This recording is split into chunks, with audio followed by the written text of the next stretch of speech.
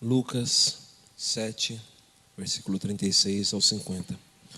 Diz assim a palavra do Senhor: Convidado por um dos fariseus para jantar, Jesus foi à casa dele e reclinou-se à mesa.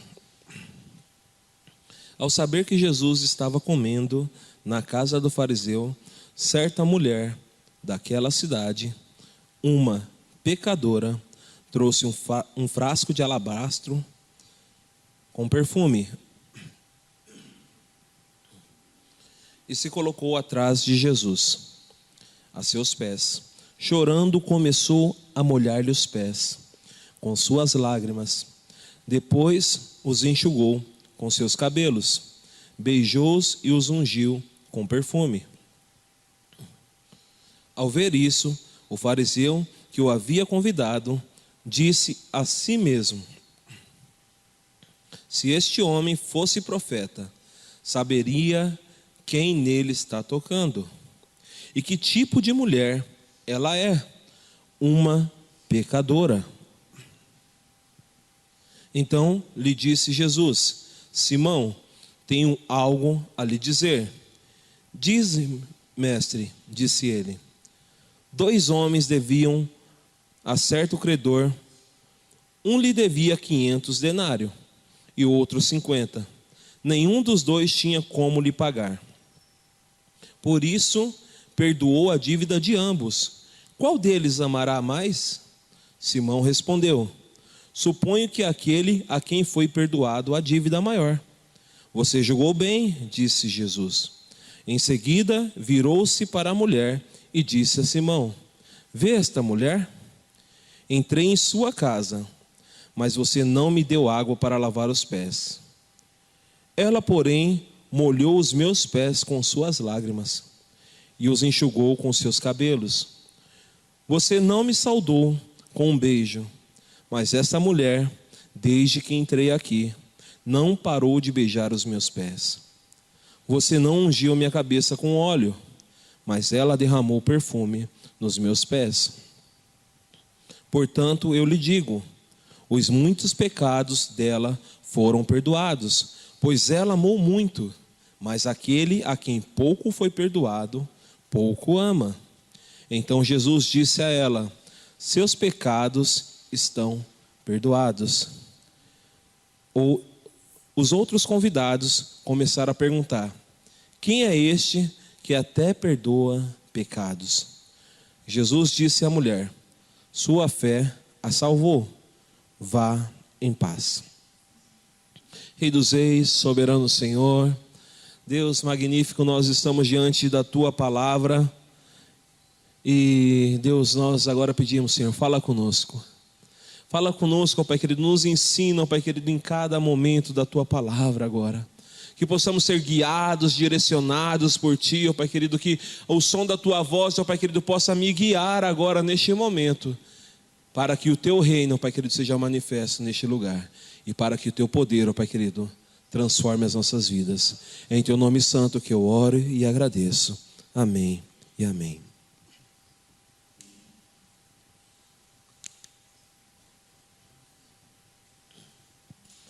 Glória a Deus. Bom, mais uma vez, Jesus recebe um convite. E uma coisa especial nos convites é que Jesus gostava muito de jantar, né? Jesus estava sempre ali com uma boa refeição, né? E quantas vezes nós ou fazemos um convite, ou somos convidados para ir numa casa, num lar, e o que nos espera lá é uma boa refeição, né? Ou às vezes nós nos convidamos também para ir para alguma casa, né? Eu sou especialista, né? Minha tática eu aprendi com Jesus, né? Seu nome é Zaqueu, convém que eu coma na sua casa. O Leonardo já está acostumado aí alguns finais de culto, eu pergunto se o nome dele é Zaqueu, e ele já entende. Ele já entende, captei a vossa mensagem. E glória a Deus por isso. E temos aqui Jesus, né, sendo convidado para mais uma casa. E agora ele foi convidado para uma casa de um fariseu. E essa casa foi um convite diferente dos outros. Porque nessa casa, Jesus não foi um convite porque a pessoa estava aberta para receber algo de Jesus. Não foi um convite porque a pessoa estava falando assim: eu estou sedento para ver Jesus transformar o meu lar, transformar a minha casa. Não foi semelhante também como foi na vida de Zaqueu, né? Que Zaqueu estava lá ansioso para ver Jesus, né? Jesus estava passando ali próximo da sua casa e ele falou assim: eu preciso conhecer esse cara, e subiu numa árvore. E ali Jesus, sabendo da intenção do coração de Zaqueu, falou: Zaqueu, desce da árvore que convém que eu hoje coma na sua casa. Não foi dessa maneira. Esse fariseu aqui, ele tinha outro sentimento no seu coração.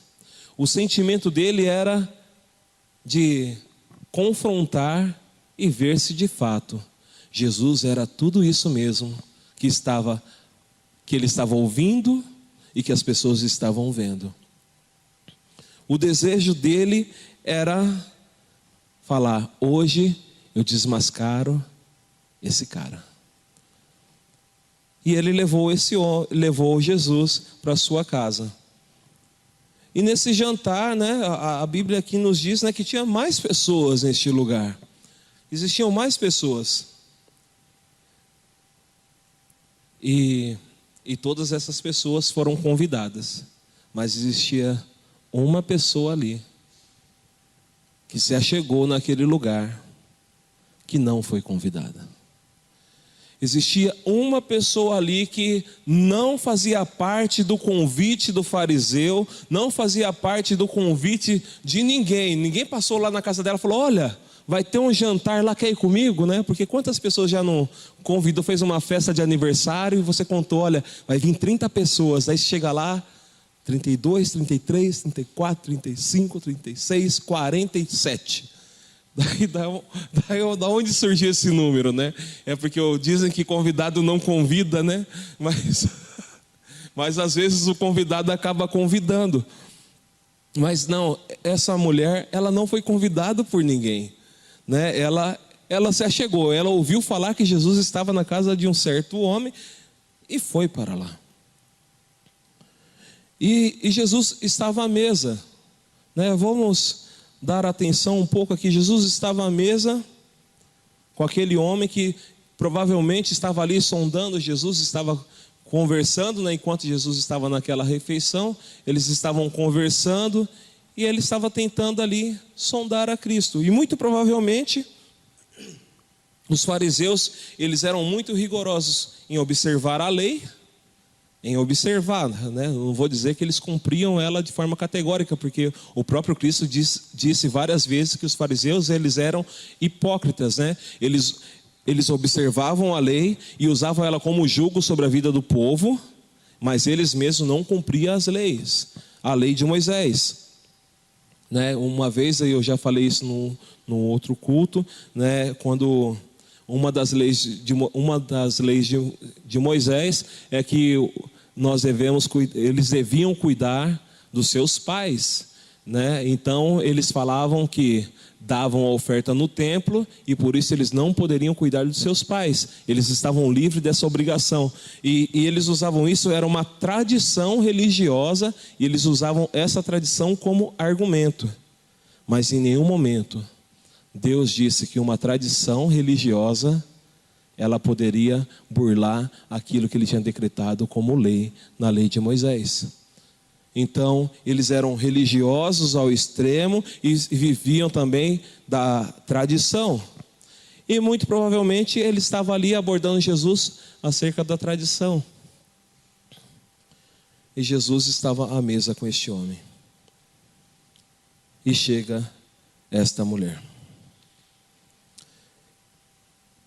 E enquanto Jesus conversa com esse homem, em nenhum momento você vê aqui na palavra do Senhor, Jesus falando: alguém está lavando os meus pés, que era algo óbvio, ele estaria sentindo.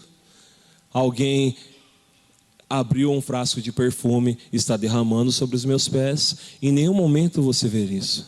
Jesus continua conversando. E ali vem o fariseu e fala: será que esse homem é profeta mesmo? Será que esse homem é homem de Deus? No nosso convite para Jesus, nós precisamos entender uma coisa.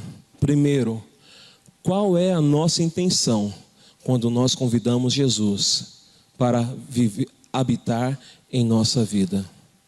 Qual é a nossa intenção? A intenção deste homem era descobrir se Jesus Cristo era realmente aquilo que ele dizia. E muitas pessoas hoje, quando estão convidando Jesus para as suas vidas, a intenção delas é enriquecerem. A intenção delas, se elas estão passando por uma dificuldade extrema em seus lares, é que os problemas e os males dos seus lares sejam resolvidos. Se estão passando por um momento de enfermidade em sua família, a intenção dela é que seja curada a pessoa ali da sua família que está passando por aquela enfermidade, mas está perdendo o foco de uma coisa: o coração tem que estar voltado para o Senhor. Aquele homem fariseu, ele só tinha, o coração dele não estava voltado para Deus, e por isso nada estava acontecendo na sua vida durante esse jantar, nada estava transformando a sua vida, nada moldava a sua vida na semelhança de Cristo. E muitas pessoas estão convidando Jesus de uma maneira superficial, porque querem ter a transformação nas coisas aqui dessa terra, aqui deste mundo. O apóstolo Paulo diz, acho que no livro de Colossenses, ele diz assim: buscai as coisas lá do alto, onde Cristo vive. Buscai as coisas lá do alto, onde o Senhor vive.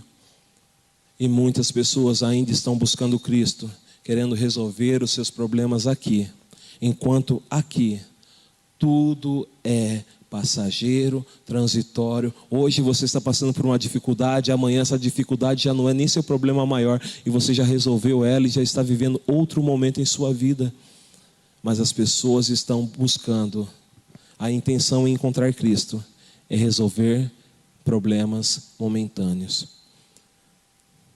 E a nossa vida é muito mais do que problemas momentâneos. Então, a primeira coisa que nós precisamos entender, quando um convite é feito para Jesus, qual é a verdadeira intenção? Terça-feira, com o Ministério de Louvor, eu lembrei da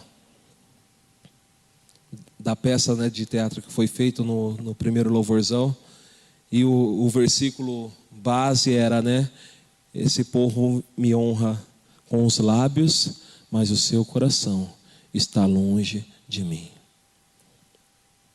E muitas pessoas têm feito um convite com os seus lábios, mas têm deixado Cristo tão longe do seu coração, tão longe da sua vida, e têm buscado com tanta veemência, com tanta força, dizendo: eu preciso, eu preciso, eu preciso, eu preciso, e não têm obtido a resposta de Cristo, porque Cristo não tem sido o centro da sua busca, mas o resultado daquilo que Cristo poderia dar tem sido o centro. E nós precisamos entender qual é o verdadeiro motivo em que nós estamos chamando Jesus para as nossas vidas. Porque se for para algo momentâneo, saiba que um dia tudo isso que nós vivemos aqui vai passar. Um dia Jesus vai voltar para nós, ou vai voltar sobre as nuvens, ou vai voltar no dia derradeiro das nossas vidas. E nós vamos nos achegar diante dele, e talvez alguns vão ouvir: maldito, apartai de mim, porque eu não vos conheço. Porque quando buscaram a Cristo, buscaram com os seus lábios, mas não com o seu coração. A intenção daquele homem não era a intenção de buscar a Cristo, aquele que poderia transformar a sua vida, mas entrou naquele lar uma pessoa que tinha uma intenção diferente. Jesus, ele tinha feito inúmeros milagres já até aqui esse momento, Ele já tinha passado, já tinha feito o curar da sogra de Pedro, e ali na palavra do Senhor, lá na casa da sogra de Pedro, ele curou diversas pessoas, expulsou vários espíritos malignos, diz a palavra do Senhor, e isso foi cada vez mais sendo declarado entre os lugares em que Jesus passou. E essa mulher, é frisado várias vezes, ela tinha uma condição, ela era pecadora, e isso estava estampado sobre ela. Todo mundo que a via sabia, lá vai, já está passando a pecadora. Quem está descendo a rua? A pecadora. Quem está vindo de tal lugar? A pecadora. Né? Quantas pessoas são julgadas pelos seus atos, por aquilo que já fez, pelo seu passado, pelo seu histórico. Mas ela não estava se importando com o seu histórico, porque ela tinha escutado que existia um homem que podia mudar o seu futuro. Ela não estava mais preocupada com o seu passado. Ela descobriu que existia uma pessoa chamada Jesus, que estava na casa de um homem chamado Simão, fariseu, que podia mudar o seu futuro. E ela foi para esse lar, e ela foi para essa casa, e a intenção dela era diferente. Ela não foi convidada, ela não era querida ali naquele lugar. Provavelmente quando ela entrou naquele ambiente, as pessoas viraram e falaram: olha a pecadora, está aí. Já chegaram para Simão: Simão, olha quem chegou, a pecadora. Daí Simão falou: vamos ver o que vai acontecer agora. E a pecadora foi se achegando, até que chegou aos pés de Jesus. E essa pecadora, ela tem mais a ver com quem nós éramos do que nós imaginamos. Eu e você éramos pecadores. As pessoas podem não sair na rua gritando: lá vai o pecador, lá vai o pecador na ladeira, e no mercado lá vai o pecador. Mas você conhecia a sua história, mas você conhecia o seu passado, mas você conhecia a sua conduta, você conhecia a sua jornada, e você ouviu falar de um Deus que era Senhor sobre a sua vida, você ouviu falar de um Cristo que era Deus sobre a sua vida, você ouviu falar de um Senhor que transformava uma história. E daí você começou a olhar o seu pecado, e começou a olhar para Cristo, e começou a ver que, lançando a sua vida sobre Ele, aquele histórico de pecado que era tão pesado poderia se tornar leve. E aquela mulher, ela foi aos pés de Jesus. A palavra do Senhor diz que ela fez 3 coisas. Uma, ela chorou. Outra, ela secou os pés de Jesus com seus cabelos. E a outra, ela derramou o seu perfume. No livro de Salmos, capítulo 51,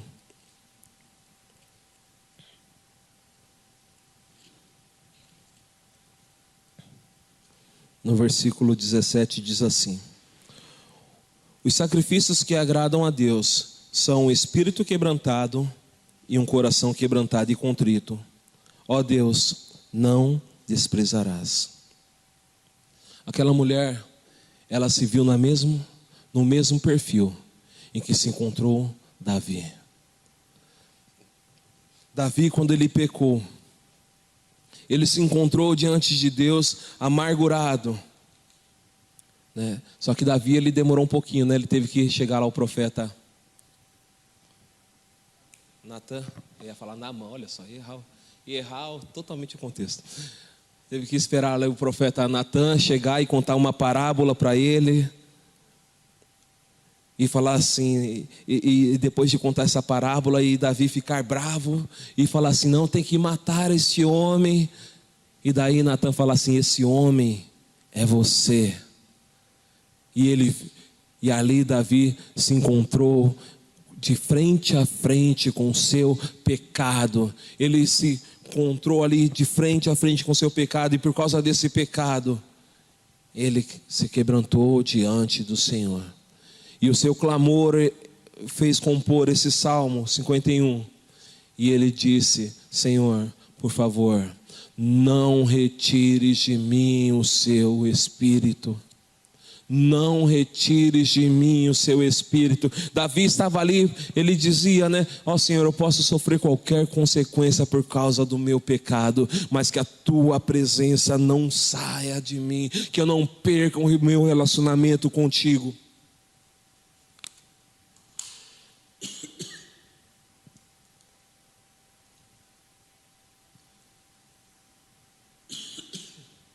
Desculpa, irmãos. Que eu não perca o meu relacionamento contigo. E essa mulher, ouvindo falar de Jesus, ela foi fazer uma coisa que ela não tinha. Ela foi criar o seu primeiro relacionamento com Jesus.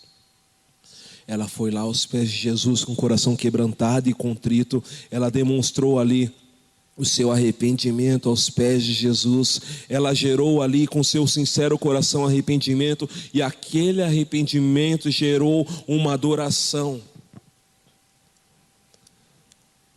Pessoa que deseja ter relacionamento com Cristo,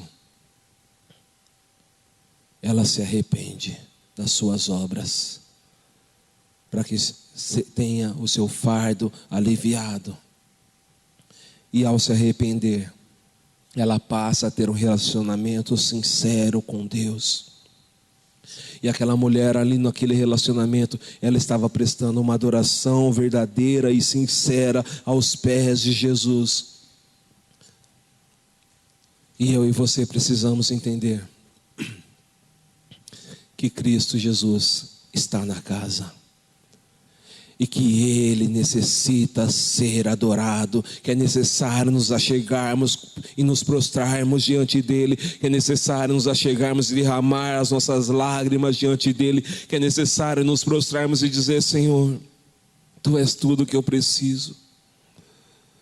De fato, sem Ti eu não posso viver. Obrigado porque o Teu sangue me purificou de todo o pecado. Obrigado porque naquela cruz, ó Pai querido, a Tua morte naquela cruz tornou as minhas vestes limpas. É necessário que eu e você possamos entender que o sacrifício de Jesus nos deu a liberdade de adorá-lo e ter um relacionamento com Ele, que o mesmo essa mulher teve, de estar aos pés de Jesus e poder ter o prazer de estar na presença de Jesus. Enquanto as pessoas estavam ali cobrando para ver se Ele era Deus, se Ele era Senhor, se Ele podia fazer milagres,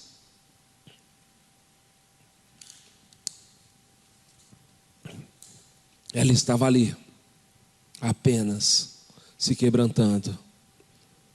E talvez ali naquele momento, ela estava dizendo: agora eu tenho um Senhor para a minha vida. Agora eu tenho um Deus em que eu posso me achegar todos os dias. Agora eu tenho uma rocha firme onde os meus pés estão seguros e jamais serei abalado. Agora eu entendo toda a palavra que foi dita, porque eu encontrei o meu Senhor. E ela enxugava suas lágrimas. E depois ela ungiu os pés de Jesus com aquele perfume. Você tem derramado perfume na presença de Deus? Você tem derramado a sua adoração na presença de Deus ao ponto de ser o ambiente da sua casa, aliás, a sua vida ser um ambiente onde a presença de Deus é permanente e constante, aonde você sente a presença dEle, aonde Ele tem prazer de ficar? Não é porque nós falamos que a presença de Deus é um lugar aonde nós devemos ter prazer de ficar. Mas Você e eu temos que nos perguntar: as nossas vidas é o lugar onde Deus tem prazer de ficar? É o lugar onde Ele se sente num lugar agradável? Porque dentro da igreja todos nós somos bonitinhos. Dentro do salão todos nós somos maravilhosos. Mas quando estamos em casa, nós somos bonitinhos, nós somos maravilhosos. Minha esposa, quando me vê, ela vê o mesmo homem que vê aqui na igreja. A sua esposa, quando te vê, o seu marido, quando te vê a mesma pessoa que vê dentro do salão da igreja. Os seus vizinhos vê a mesma pessoa que você é na igreja. Os seus amigos do trabalho vê a mesma pessoa. Porque se eles verem essa mesma pessoa, eu tenho certeza que você é a pessoa que derrama perfume aos pés de Cristo. Você é a pessoa em que Cristo tem prazer de ficar. Você é a pessoa em que Cristo tem prazer. Você tem que criar laços com Jesus, relacionamento com Jesus. Porque se não tivermos esse relacionamento com Jesus, nós vamos ter uma vida frustrada. Porque uma vida sem Deus é a mesma coisa que não existir vida alguma. E aquele homem, vendo o comportamento de Jesus, deixando aquela mulher, lavando os pés dela, adorando ao Senhor, sem dizer nenhuma palavra, apenas fazendo estas coisas, ele disse: ele não é profeta coisa nenhuma. Porque se ele soubesse quem era ela, jamais deixaria ela fazer tal coisa.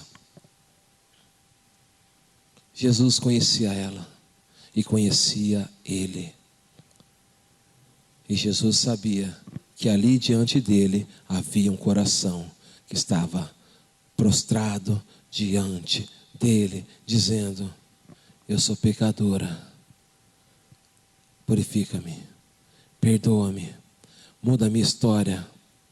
Eu sei que você perdoou os pecados daquele paralítico, e eu sei que você pode perdoar os meus pecados. E daí Jesus, ele propõe uma parábola de dois homens que deviam valores. Um devia mais, um devia menos, como nós lemos. E ele pergunta: quem mais ama? E ele diz: aquele que devia mais. Daí ele fala: ela me ama muito mais. Agora olhe para a sua vida. Quanto você devia? Qual era o valor da sua dívida diante de Deus? Qual era o valor do seu pecado? E quanto você tem demonstrado para Jesus esse amor? Qual era o saldo? Como que era o saldo? Era negativo? O quão negativo ele era? Porque eu e você precisamos entender: Cristo nos salvou, sim. Nós temos uma vida diante dele, sim. Mas nós precisamos continuar amando ele, não com a mesma intensidade, mas maior. O pastor sempre diz assim, né, que o amor deveria crescer, não diminuir, né, pastor? O amor deveria crescer, né? Quanto mais se aproxima de Jesus, mais o amor deveria aumentar. E quantas pessoas têm deixado o amor se esfriar? Têm deixado o amor se esfriar. E daí, para isso, Jesus escreve uma carta lá para a igreja de Éfeso: uma coisa eu tenho contra ti: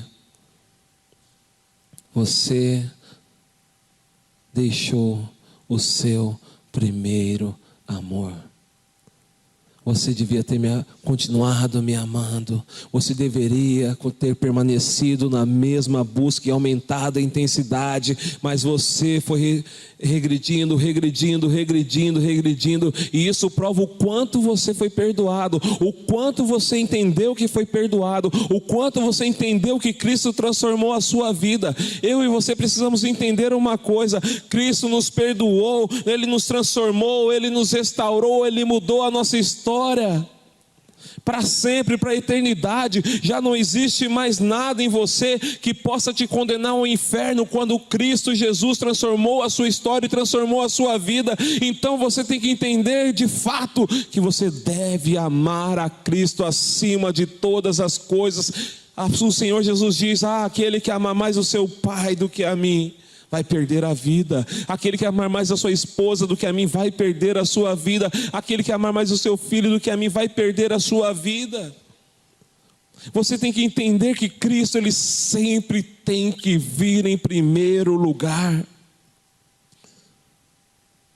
Aqui existia um homem que estava colocando o seu orgulho, a sua soberba, a sua arrogância, o seu conhecimento, as suas crenças em primeiro lugar, sendo que ele estava ali diante de um Senhor que era todo poderoso para transformar a sua vida. E enquanto você vê uma mulher que estava colocando ali tudo aquilo que ela sabia do lado de fora e falando: eu creio que o Senhor pode mudar a minha história. É momento de se achegar diante de Jesus igual essa mulher e falar: eu creio que meu nome era pecador, eu creio que a minha história era de pecado,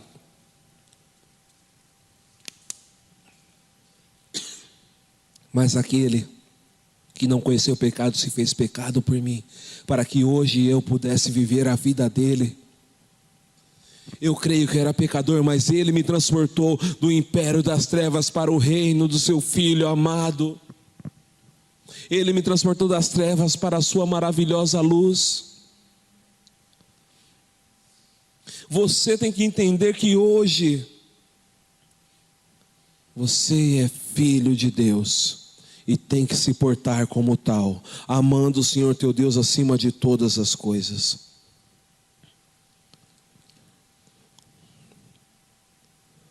Simão, esse Simão, o fariseu, ele teve a oportunidade de se arrepender e dizer: eu também sou pecador, eu também sou falho. Ele poderia ter dito aqui: eu julguei, eu a condenei, como o próprio Cristo disse, no sermão, acho que no Sermão da Montanha, que às vezes nós olhamos o cisco no olho do irmão quando há uma trave no meio dos nossos olhos. E ele poderia ter dito: bem verdade, Senhor, existe uma trave no meio dos meus olhos e eu também sou pecador, perdoa-me agora, eu me arrependo. Mas não, ele continuou com a sua dureza. As pessoas que estavam ali também diziam: quem é este que também pode perdoar pecados? E continuaram com a sua dureza. Mas essa mulher, Cristo diz: vá em paz, a tua fé te salvou. Qual é a sua fé hoje? Até onde a sua fé está te levando? A sua fé consegue fazer você chegar neste lugar e dizer: eu pertenço a Cristo? E quando você sair deste lugar, você vai conseguir estar em qualquer outro lugar e se comportar como alguém que pertence a Cristo? A sua fé vai demonstrar a presença de Deus aonde quer que você esteja. Eu um dia apresentei Jesus a uma pessoa que já sabia quem era Jesus, a história de Jesus.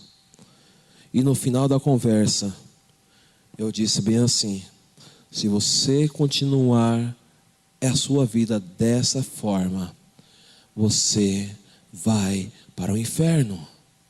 E essa é uma pessoa que eu amo muito.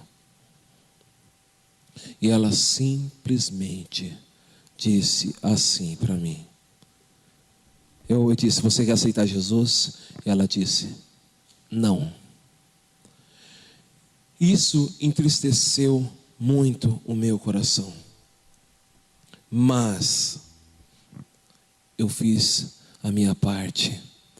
E eu creio na palavra do Senhor que transforma as vidas e quebra a dureza dos corações. Eu creio no Senhor que muda a história. Deus, Ele pode ter agido na vida dessa mulher e também depois, tempos depois, pode ter agido na vida deste homem fariseu e das pessoas que estavam ali naquele lugar. A palavra do Senhor diz que quando Ele enviou aqueles 70, a palavra do Senhor diz assim que Ele foi, os 70 foram de 2 em 2, nos lugares em que Cristo iria passar depois. Então eles foram lá e anunciaram a palavra de Deus, e eles voltaram dizendo: olha, pessoas foram curadas, demônios foram expulsos, pessoas creram no seu nome. Mas muitas pessoas não creram, muitas pessoas não foram curadas, muitas pessoas não tiveram suas vidas transformadas. Mas Jesus iria passar naquele lugar depois. E Jesus pode ter feito a obra. E eu creio que essa vida que um dia eu ministrei essa palavra, Jesus vai passar por lá e vai transformar essa vida. Jesus vai passar por lá e vai falar: lembra aquele dia em que falaram do Evangelho para você? Lembra daquele dia em que te foi anunciada a palavra de Deus? Vai chegar o momento da transformação. Não desista enquanto você prega e anuncia o Evangelho. Jesus estava naquele lar e aquela mulher teve a vida transformada, mas houve oportunidade para todos naquele lar, porque Cristo estava ali naquele lugar. Aonde você estiver, Cristo vai estar com você. E se você for como aquela mulher, quebrantado, verdadeira adoradora, verdadeiro adorador, aquele que vai viver o poder de Deus, porque vai na paz do Senhor, porque a sua fé te salvou. As pessoas serão transformadas por causa da vida de Cristo que vai habitar em você. Deixe Cristo agir através da sua vida. É momento de você derramar as suas lágrimas aos pés de Jesus. É momento de você secar ali as lágrimas aos pés de Jesus e derramar o perfume que é a sua adoração, que é a sua oração, que é a sua entrega, que é a sua renúncia aos pés de Jesus. E saiba de uma coisa: no fim de tudo, a obra que vai ser manifestada não vai ser a sua, vai ser a de Cristo. Sobre a vida dela foi a salvação, sobre a vida dela foi perdão.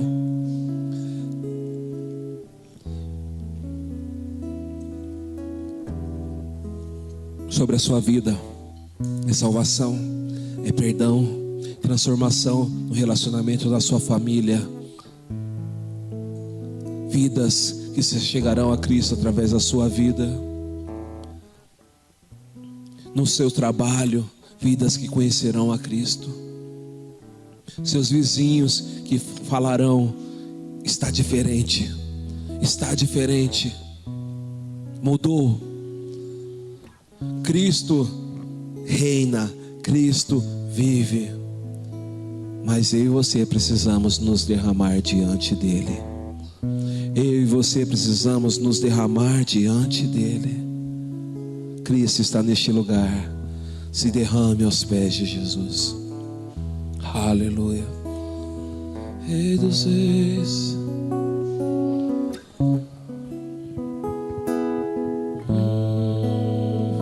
Eis-me aqui outra vez diante de ti, abro meu coração, meu clamor tu escutas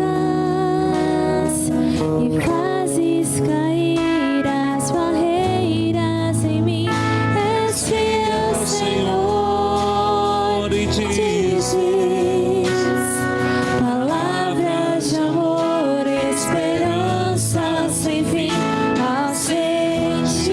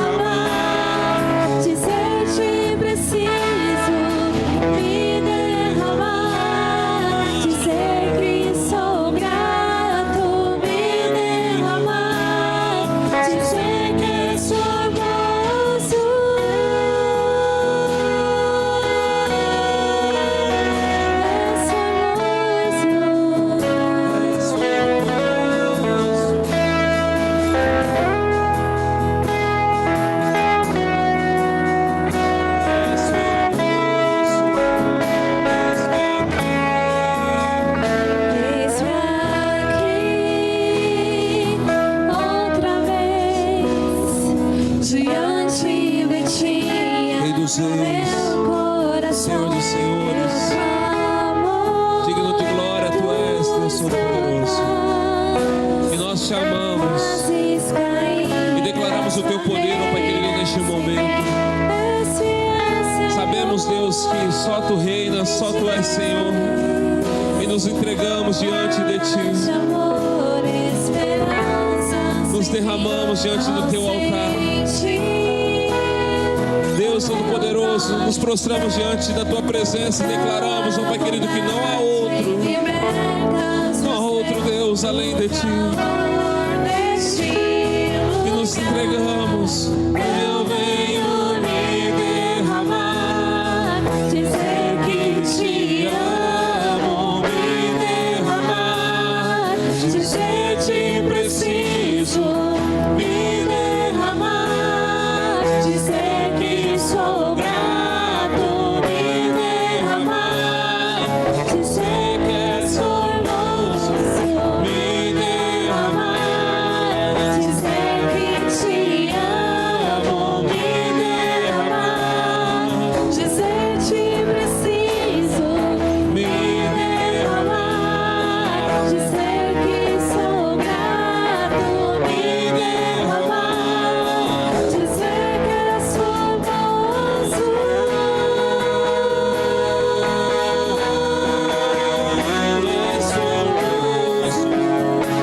És formoso, és formoso, és formoso. Me derramar,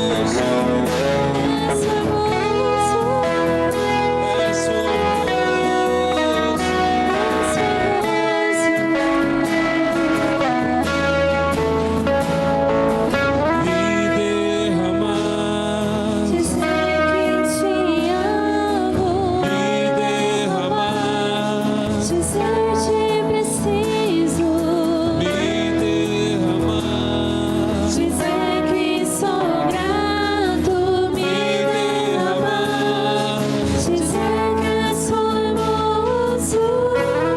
queremos nos derramar aos teus pés, Jesus. Nos derramar, ó Pai querido, e dizer que sem ti nada somos. Que o teu reino, ó Pai querido, é o que precisamos, é o que queremos. Que a tua graça, ó Pai querido, é o que precisamos sobre nós. Porque o teu amor leal, ó Pai querido, é que nos transforma. Porque a tua cruz, ó Pai querido, é que mudou a nossa história, a nossa jornada. Éramos tão pecadores quanto esta mulher. Porque os nossos pecados faziam diferença entre nós e ti, Senhor. Não podíamos nos achegar, não podíamos, ó Pai querido, entrar na tua presença, não podíamos ter um relacionamento contigo. Mas o Senhor enviou,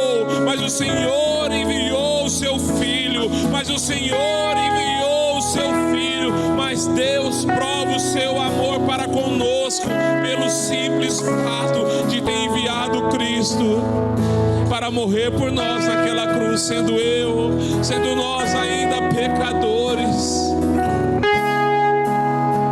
O Senhor não levou em consideração os nossos pecados, mas levou em consideração o quanto o Senhor nos amou. Porque Deus amou o mundo de tal maneira que deu seu Filho unigênito, para que todo aquele que nele crê não pereça, mas tenha a vida eterna.